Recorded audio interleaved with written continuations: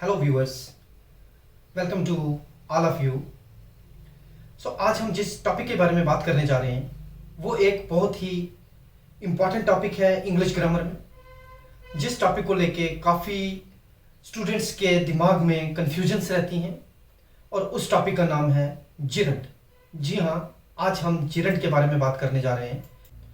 सो पहले हम इसकी डेफिनेशन को देखते हैं कि gerund are also considered as a verbal because it is a verb that is acting as a noun।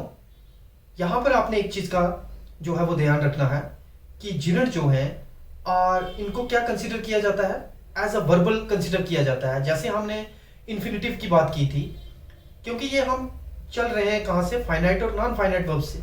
अगर आपने मेरी लास्ट वीडियोस को देखा है तो आपको जिरंड में कोई प्रॉब्लम जो है वो आने वाली नहीं है। अगर नहीं देखा है तो प्लीज पहले उन वीडियोस को देखिए और फिर से वापस ये जिरंड की वीडियो देखिएगा, तभी आपको जिरंड की जो है अच्छी तरह से समझ आएगी। सो जिरंड क्या है? Are considered as a verbal because it is a verb that is acting as a noun. क्योंकि जिरंड जो है ये भी एक वर्ब ही है, बट एक्ट करते हैं कैसे? नाउन की तरह। So gerund is usually defined as a word ending with ING. ये एक ऐसा वर्ड है जिसका एंड किससे होता है? आईएनजी से होता है। That is formed from a verb, और ये वर्ब से ही निकला हुआ है, बट फंक्शन कर रहे हैं कैसे? As a noun. इसका हम जो है वो रूल देखेंगे यहां पर। तो रूल में हम देखेंगे rule number 1, gerund base form plus ING that is the verbal noun. क्योंकि वर्ब की बेस फॉर्म के साथ जब हम आईएनजी का यूज करते हैं उसे हम जिरंड कहते हैं। तो अपने दिमाग में एक नोट आप बिठा लीजिए कि सब्जेक्ट और ऑब्जेक्ट जो है वो ऑलवेज यूज होते हैं नाउन और pronoun, not as a adjective और एडवर्ब। सब्जेक्ट एंड ऑब्जेक्ट ये दोनों चीजें हमेशा नाउन या प्रोनाउन ही यूज होंगी, ये एडजेक्टिव और एडवर्ब यूज नहीं होते। Now subject as a gerund, gerund as a subject किस तरह से यूज होता है? So subject as gerund base form V1 plus ING. जब हम बेस फॉर्म के साथ आईएनजी का यूज करते हैं तो उसे हम जिरंड कहते हैं। Now for example, reading books is a good habit. किताब पढ़ना एक अच्छी आदत है। सो रीडिंग बुक जो है वो यहां पर क्या आता है? एक जिरंड आता है, क्योंकि ये जो रीड है ये एक बेस फॉर्म है वर्ब की, और उसके साथ आईएनजी का यूज करके हमें इसे जो है जिरंड बना दिया है। तो ये एज आ सब्जेक्ट यूज हो रही है। इसी तरह से दूसरा सेंटेंस है हमारे पास, speaking with customers is a part of my friend's job. ठीक है ना? अब यहां पर स्पीकिंग विद कस्टमर्स क्या है? स्पीकिंग भी यहां पर जिरंड है, बेस फॉर्म के साथ आईएनजी का यूज करके हमने इसे एज अ नाउन यूज किया, और ये भी एक जिरंड कहलाता है। अब हम देखेंगे कि ऑब्जेक्ट एज अ जिरंड किस तरह से यूज होता है। नाउ यहां पर भी वही रूल है, बेस फॉर्म प्लस आईएनजी, जिसको हम जिरंड कहते हैं। सो एग्जाम्पल है इसकी, ही does not like dancing, he does not like dancing. अब यहां पर आप डांसिंग देखिए, डांसिंग जो है वो क्या है? वो जिरंड है। एज अ ऑब्जेक्ट यूज हुआ है, वर्ब है, वर्ब की बेस फॉर्म के साथ आईएनजी का यूज हो रहा है, बट ये एज अ ऑब्जेक्ट यूज हो रहा है, इसीलिए हम इसे जिरंड कहते हैं, objective. Now you should avoid smoking, ये दूसरा सेंटेंस हमारे पास है, और यहां भी जिरंड जो है वो एज अ ऑब्जेक्ट यूज हुआ है। स्मोक वर्ब की फॉर्म, बेस फॉर्म, और उसके साथ आईएनजी का यूज करके हमने जिरंड को यूज किया यहां पर। Now some examples of gerund, ये जो एग्जांपल्स आप देख रहे हैं, इन एग्जांपल से आपको बहुत ज्यादा क्लियर हो जाएगा कि जिरंड किस तरह से काम करते हैं, जिरंड किस तरह से यूज होते हैं। तो देखेंगे पहली example, playing football is good for health. अब प्लेइंग यहां पर क्या है? आप सबको पता चल गया होगा कि जब भी हम सब्जेक्ट में जिरंड को, जब भी हम सब्जेक्ट में वर्ब की बेस फॉर्म के साथ आईएनजी का यूज करते हैं तो उसे हम जिरंड कहते हैं। Reading books is a good habit, यहां पर रीडिंग जो है वो जिरंड है। Making videos is my passion, making जो है वो जिरंड है।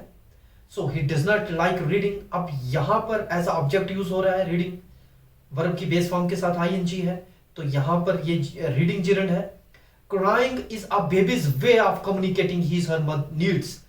अब क्राइंग इज अ बेबीज वे, अब बच्चों का तरीका क्या होता है अपनी माँ से कम्युनिकेट करने का कि उनकी ज़रूरत को किस तरह से पूरा किया जाए, बच्चे की ज़रूरत को, तो बच्चा उसे रोककर ही जाहिर करता है। So crying is a baby's way, crying जो है यहाँ पर जिरंड है। Okay, so our teachers loves teaching, यहाँ पर टीचिंग जिरंड है, एज अ ऑब्जेक्ट यूज हुआ है। Recycling is a good for environment, और रिसाइकलिंग को आप देखिए यहाँ पर ये एज अ सब्जेक्ट यूज हुआ है और ये जिरंड है। Walking is a good for health, walking यहाँ पर जिरंड है, ये भी एज अ सब्जेक्ट यूज हुआ है। नाउ अब हम देखेंगे दूसरा रूल जो कहता है कि if a possessive adjective followed by base form plus ING is called gerund. जब भी कोई पोजेसिव एडजेक्टिव फॉलो करे किसको, बेस फॉर्म को, आईएनजी के साथ, उसे भी हम जिरंड कहते हैं। तो इस रूल को देखने से पहले आपको यह पता होना चाहिए कि पोजेसिव एडजेक्टिव्स होते कौन से हैं। तो देखेंगे पोजेसिव एडजेक्टिव्स को, my, our, your, his, her, its, their, ये सारे पोजेसिव एडजेक्टिव्स हैं क्योंकि ये पोजेशन को शो करते हैं। मेरे कहने का मतलब है this is my pen, okay, this is yours notebook. तो ये इस तरह के जो सेंटेंसेस हैं वो पोजेसिव एडजेक्टिव्स कहलाते हैं। तो जब भी कोई बेस फॉर्म प्लस आईएनजी ने फॉलो करे तो वो भी जिरंड होते हैं। For example, he doesn't like my teaching. अब यहां पर देखिए, he doesn't like my teaching, मेरी टीचिंग को वो पसंद नहीं करते। तो माई टीचिंग यहां पर क्या है, जिरंड है, क्योंकि वो माई के साथ टीचिंग का यूज हो रहा है, पोजेशन के साथ टीचिंग का यूज हो रहा है, तो ये भी एक जिरंड है। ओके, सो नोट है एक आपके लिए कि we can also use infinitive form with the subjective form of gerund sentences. तो ये ऐसा है कि जब तक आप मेरी इंफिनिटिव वाली वीडियो नहीं देखेंगे आपको इस रूल की समझ नहीं आएगी। यहां पर ये कह रहा है कि हम इंफिनिटिव फॉर्म को भी as a subjective form use कर सकते हैं जिरंड सेंटेंसेस में। ठीक है, for example, to play, to read, to make, to speak etcetera. अब ये जो आप वर्ड्स देख रहे हैं, to make, to read, to speak etcetera, ये सारे के सारे क्या हैं, ये इंफिनिटिव फॉर्म्स हैं। टू के साथ जब भी हम वर्ब की बेस फॉर्म का यूज करते हैं तो वो इंफिनिटिव कहलाता है। बट यहां पर मैं आपको बताना चाहता हूं कि जब भी हम to play, to read, to make मतलब इंफिनिटिव फॉर्म को एज अ सब्जेक्ट यूज करते हैं तो वो एक जिरंड बन जाता है। For example, to play football is a good for health, to play football is a good for health. To play यहां पर बेस यूज हुआ है, okay, as a noun use हुआ है, इसीलिए ये एक जिरंड कहलाएगा। To read books is a good habit, ये भी एक जिरंड कहलाएगा क्योंकि ये भी एक नाउन यूज हुआ है, to read. Then to drink lot of water is a good for health, यहां पर भी टू ड्रिंक जो है वो जिरंड है क्योंकि ये भी एक नाउन की तरह काम कर रहा है, एज अ नाउन यूज हुआ है।